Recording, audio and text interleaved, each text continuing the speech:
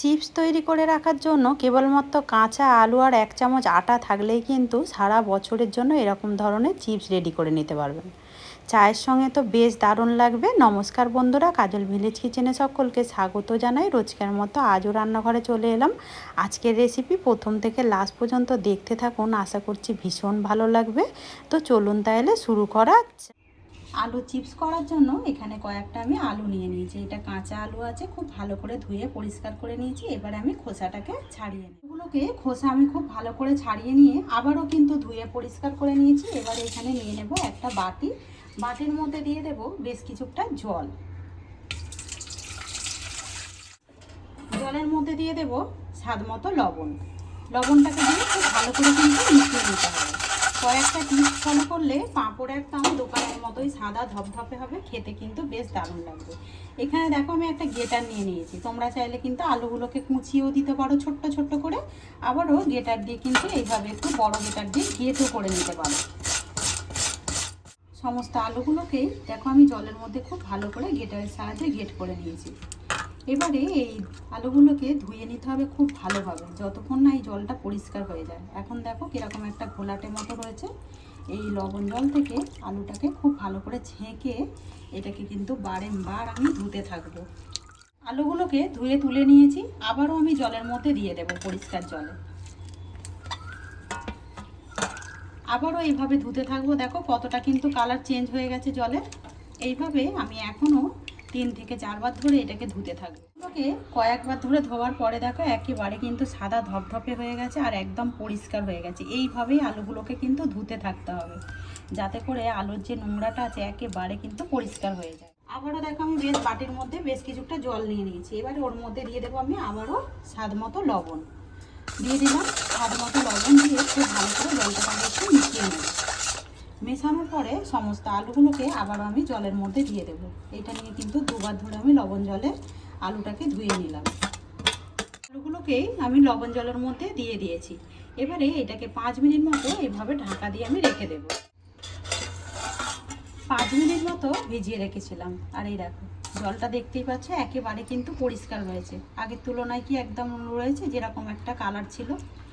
এবারে জল থেকে ছেঁকে সমস্ত আলুগুলোকেই তুলে নেব। সমস্ত আলুগুলোকেই আমি ছেঁকে একটা বাটির মধ্যে তুলে নিয়েছি। এখানে নিয়েছি একটা মিক্সিং জার। সমস্ত আলুটাই আমি এর মধ্যে দিয়ে দেব। এবারে এর মধ্যে অল্প একটু জল দিয়ে দেব। দিয়ে দিলাম জল। খুব ভালো করে এটাকে বেটে নেব। খুব ভালো করে আমি এটাকে বেটে নিয়েছি। আবারও আমি একটা বাটি নিয়ে নেব। একটা ছাঁকনি নিয়ে নিয়েছি। সমস্ত আলুর পেস্টটাকে এই ছাঁকনির মধ্যে দিয়ে দেব। ভালো করে ছেঁকে নিতে হবে, যাতে করে না দানা দানা থাকে।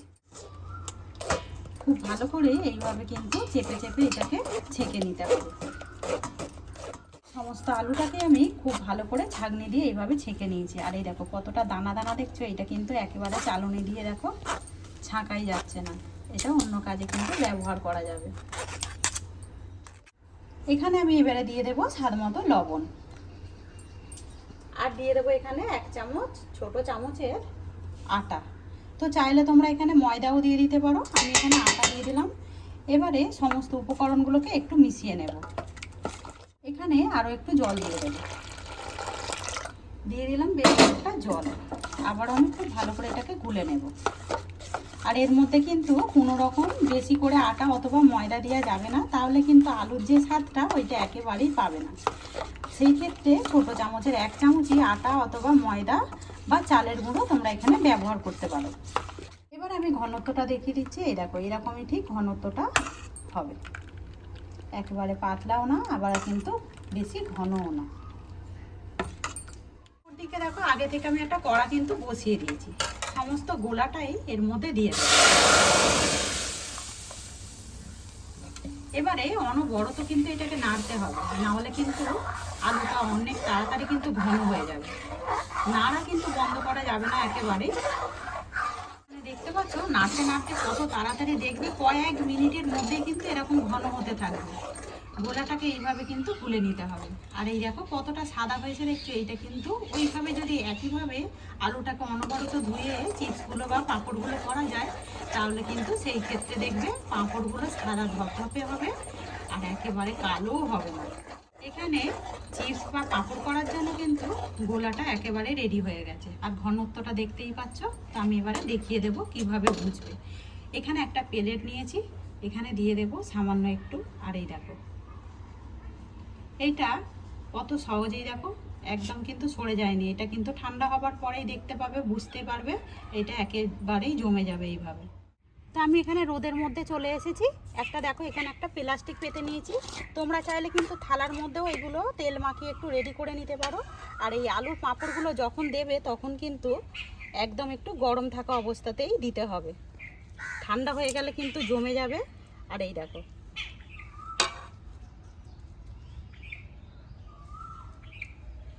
সামান্য অল্প অল্প দিয়ে দেবো, দিয়ে এইভাবে একটু সামান্য একটু হাতার দিয়ে এইভাবে একটু ঘুরিয়ে দিলেই কিন্তু একটা সুন্দরভাবে ডিজাইন রেডি হয়ে যাবে।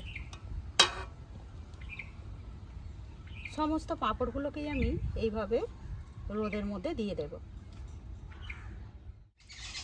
তা আমি এখানে সমস্ত পাঁপড়গুলোকে কিন্তু রোদের মধ্যে দেখো দিয়ে দিয়েছি। আর এইগুলো শুকনো হবার পরেই তখনই আমি দেখাবো যে কীরকম হয়েছে পাঁপড়গুলো। আমি কয়েকটা এখানে শুকনো করে নিয়ে চলে এসেছি। আর দেখতেই পাচ্ছ কত সুন্দরভাবে আলুর পাঁপড়গুলো দেখো, যেমনই পাতলা হয়েছে তেমনই আবার সাদা ধপধপে হয়েছে। দেখতে ভীষণই দারুণ লাগছে। আর তোমরা হয়তো লক্ষ্য করেছিলে যখন দিয়েছিলাম তখন কিন্তু একেবারে একটা মোটা আকারের লেয়ার ছিল।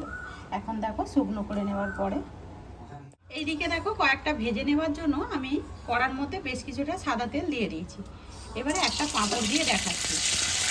এই আলুর চিপস বা পাঁপড়গুলো খেতে ভীষণই দারুণ লাগে। কয়েক সেকেন্ডের মিনিটেই কিন্তু ভাজা হয়ে যায় পাঁপড়গুলো। তেল থেকে এবারে তুলে নেব।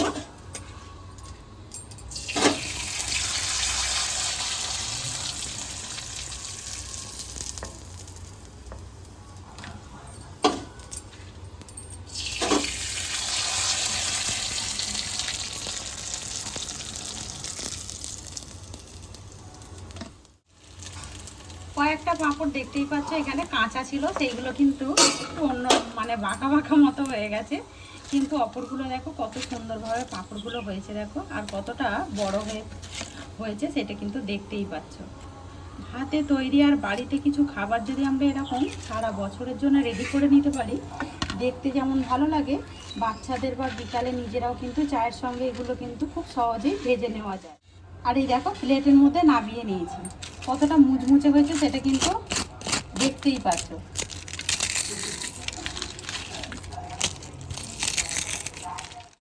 এইভাবেই বাড়িতে পাঁপড় তৈরি করে নিয়ে এরকম আলুর চিপস সারা বছর জুড়ে রেখেও দিতে পারবে। আর যখন তখন এইভাবে কিন্তু চায়ের সঙ্গে বিকালে ভেজেও খেতে পারবে, অথচ বাচ্চাদেরকেও কিন্তু এইভাবে ভেজে দিতে পারবে।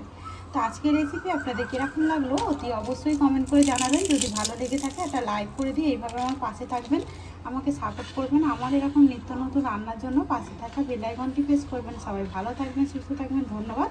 আবারও কোনো নতুন রেসিপি নিয়ে ফিরে আসবো। আজকের মতো এই পর্যন্ত।